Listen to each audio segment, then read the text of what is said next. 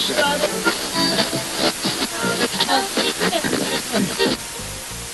with Turnin and Burnin, we're prepping a wall for pouring tomorrow.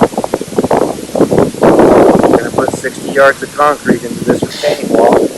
Welcome to Turnin and Burnin, #1 channel, all things blue collar. Back out here on location. We're doing that over 3,000 feet of conveyor. Just kind of give you an update, show you where we're at.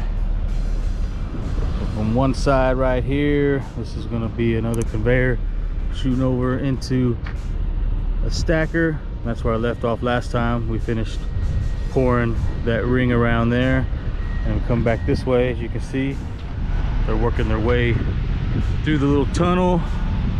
They're over there compacting it, getting it all done. That way there's a ramp they can drive over. But let me take you over here and we'll take a look at this wall that the guys finished pouring. All right, I'm back here on the other side. You can see this is where the tail of the conveyor will be. It'll pivot. It's going to be a stacker, and it's going to pivot all the way around this way, putting sand, stockpiling the sand all the way around in a big U shape. And you can see we've got everything formed up.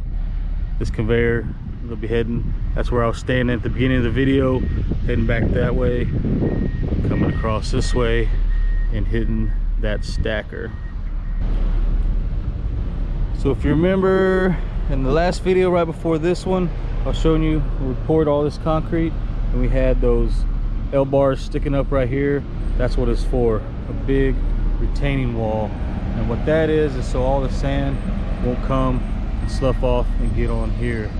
I wasn't out here when the guys poured this, but they got me some good footage, so I'm gonna roll a little montage showing you how we formed this up and poured this wall. And then after that we'll go through and walk around and I'll show you the rest of the work we've been doing out here.